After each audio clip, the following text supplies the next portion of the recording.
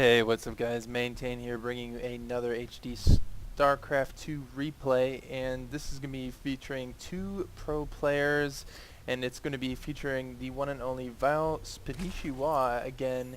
And I thought that the last replay with Spanishiwa was pretty exciting, and I wanted to cast another one, and this time it's going to be a PvZ. He's going to be playing against vVvTime, who is, as you can see here, giving him a hard time about the missing I in Spanishiwa, saying he should take it from a vial, but I don't know if his clan would appreciate that comment. Anyways, hope you guys enjoyed the last replay, and we'll see what will happen here. It's always exciting when you have Spanishiwa playing, so sit back, relax, and enjoy. This game's going to be played on Shakuras Plateau. It is a ladder match, so it is going to be on the new version, which features the rocks up into these closed-off bases instead of the rocks in the backs of the mains. So the players are going to be spawning in the cross positions, as it is Shakuras Plateau. They cannot spawn in the closed positions, so they do have to be on opposite sides of the map on the ladder matches on this map. So looks like Time is going to be throwing down a gateway, pretty standard here. Spanishiwa at 15 supply. Looks like he's going to be saving up for a hatchery here, and we'll see if he goes. He does get a 16th drone, and so he's probably going to be going for a 16 hatch, followed by probably a 15 pool or something along those lines.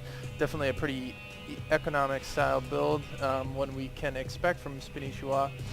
And it looks like Time's going to be getting the standard timing on the Vespine, and there goes down the natural for Spanishiwa. So if you guys haven't watched Spanishiwa, he is a super exciting player, and he's definitely got some unorthodox play, to say the least. He is one player who does not get gas until very late in relative to other Zerg players, so he's probably going to get around 40 to 44, I would say, gas on average instead of the standard. So we'll see how it works out for him on Shakuras Plateau. Looks like Time's going to be getting out his Cyber Core and going for a pretty standard opening here as well. We'll see if he goes for a 3-gate robo, or if he goes for a 4-gate or a 3-gate expansion. Obviously lots of possibilities here for Protoss players. We'll see what he does on Shakuras though versus interesting player Spanishiwa. I wouldn't be surprised to see a lot of players trying to mix up their builds against Spanishiwa, since he is kind of such an interesting player to play against. So we'll see what happens here. Looks like Time hasn't even scouted Spanishiwa's position yet, so I would be surprised if he was going for some sort of a 4-gate or something like that. He looks like he already does have 2 zealots out, and he's still on 1 gate, so I would be very surprised to see him go for a 4-gate or something along those lines at this point. He is actually going to be chrono boosting out his sentry, so looks like he's going to be going for some sort of eco-style play. He's actually has 260 minerals, and he's actually going to be continuing to produce workers, so we'll see what he can do. Spanishiwa definitely a great macro player, so it'll be interesting to see them go both macro builds if that is the case, and we'll see if how this game plays out. If you guys also haven't checked out Husky's new website, it's called nerdyshore.com, and it's going to be for Husky StarCraft. I'm sure you guys all know who he is.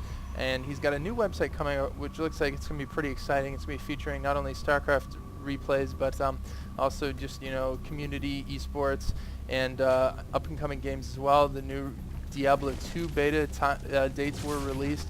Looks like the Diablo 2 beta is going to be coming out between July 1st and I believe September. So that's something that you're pretty excited about. Looks like Spanishiwa could actually lose this queen here if he doesn't micro properly, but he is. He still has 1 zealot coming out, chasing it down, but that queen does manage to get out there, and the second queen is going to be joining the party here, as these zealots may not be able to do any damage at all, but if he can pick off 1 or even 2 of these queens, it definitely would be worthwhile. Looks like Spanishiwa is too smart for that though, and he's going to be taking out those 2 zealots, so just a little early pressure there from Time, and Spanishiwa continuing to produce drones. As you can see, he gets out about 4 or 5 queens instead of the gas, and manages to get kind of a stack D and queens can actually fend off a lot. They can do early air, or they can fend off something along the lines of, you know, a 3 gates attack or something like that in combination with spine crawlers and spores if necessary. Looks like Time is going to be getting down the early Nexus. He does have 3 gates, but he may have thrown down the Nexus even before the gates. Definitely an economic style build, and he has 5 sentries here. He looks like he's going to be saving up the energy on those. Getting those sentries early is great because you can hold off the early attacks, and you can also save up the energy, so later in the game they just have tons of energy saved up for all the force fields, and that can definitely do some justice to the Zerg army later in the game, as force fields are very effective against the Zerg army. So Spanishiwa is going to be sending out a drone here. I wonder if he's going to go for an early third, and we're about to find out. It looks like he actually is. So definitely an economic style play for Spanishiwa. Looks like he does throw down the third there at the before the 8-minute mark. So definitely an economic style play. Looks like Time is getting another gateway down, and Spanishiwa continuing to spread that creep out with all these queens. And he's got 2 of Evo chambers now. He does have the full saturation of gas now. So he does have a huge influx of gas once he does throw down all 4. You can expect him to get the layer first, followed by the speed for the Zerglings second, with the first 100 and 200 gas respectively. Looks like he probably will be throwing down, getting some upgrades for the Zerglings as well. We have Carapace and +1 melee on the way. Looks like Time might be pushing out here for a little early aggression here. He knows Spanishiwa probably is just getting that third. As Spanishiwa is a very economic style player, and he is going to put some early pressure on here. This is a great idea, as Spanishiwa does have a little lull in his production here. Definitely a build that takes a while to ramp up when you do get that gas, so there is going to be a certain time, but Spanishiwa that time is quickly surpassing, or passing rather, and Spanishiwa is forced to cancel the third there, so definitely a worthwhile maneuver, even if that's all it does for Time, as he does get Spanishiwa to cancel that third. Spanishiwa is producing a ton of Zerglings now. He does have a Baneling's Nest on the way, and he has +1 weapons and armor finishing. Still producing tons of Zerglings as well, and looks like also going to be getting some Banelings out to try and deal with this. This isn't a huge force, but as you can see, Time very in control with the force field, so that energy definitely will do a lot of help later on when that energy is filled up as it currently is and continues to do so. Getting a Twilight Council on a Forge. Spanishiwa getting some good scouting there, and looks like vVvTime is going to be throwing down the Robo Bay there, and probably going to be getting out some Colossus very soon. Definitely going to be hard for Spanishiwa to deal with, especially if you can pump out a couple of those Colossus early. But Spanishiwa's economy ramps up too hard. It could be hard to deal with. Both players still on 2 bases. Spanishiwa did have to cancel that third. I'd be surprised if he didn't go and try and get a third here soon. It looks like Spanishiwa has 3 Overseers morphed in, as well as a 4th. So he's probably going to try and delay the Robo facility from pumping out any kind of Colossus anytime soon, but we'll see what he can do there.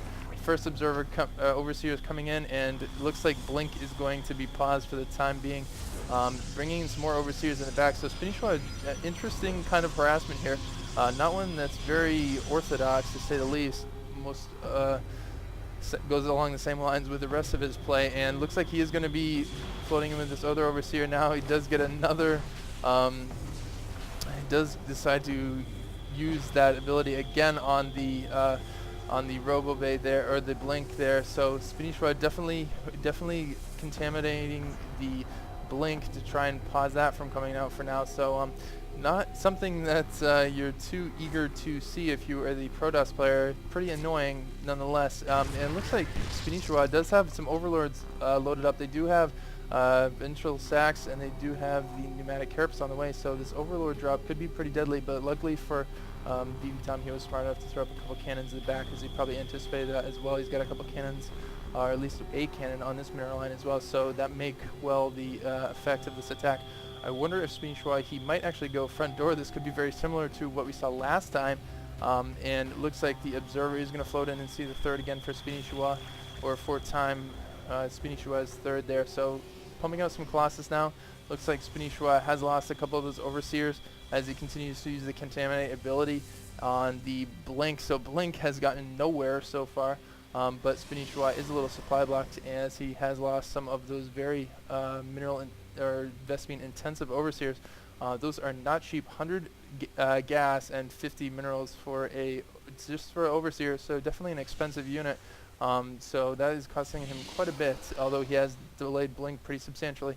Looks like upgrades continue for both players. We have Thermal Lance and let's see, +2 defense for time, and we have the Infestor upgrade there for the energy pathogen glands. So looks like Spanishiwa going to be moving in here with a lot of overlords. These are full of banelings, which could be very devastating if he can get these dropped. It looks like time pretty slow in breaking down these forces. He is going to lose his first Colossus here, and definitely his army a little bit out of place for time, which could cost him. He's going to be Spanishiwa bringing in these overlords here. He's going to be dropping these banelings all over these forces, and these sentries aren't going to be able to do much about it. Oh, these banelings doing a huge amount of damage on the sentries, but they are not going to be able to do a whole lot of long-lasting effect unless they can drop these banelings on the middle line, which he does. And Spanishiwa does do a huge amount of damage to the middle line. The banelings going right after the stalkers, but it does leave time with a pretty good sized army. As you can see, the supply count 112 for time and 77 for Spanishiwa.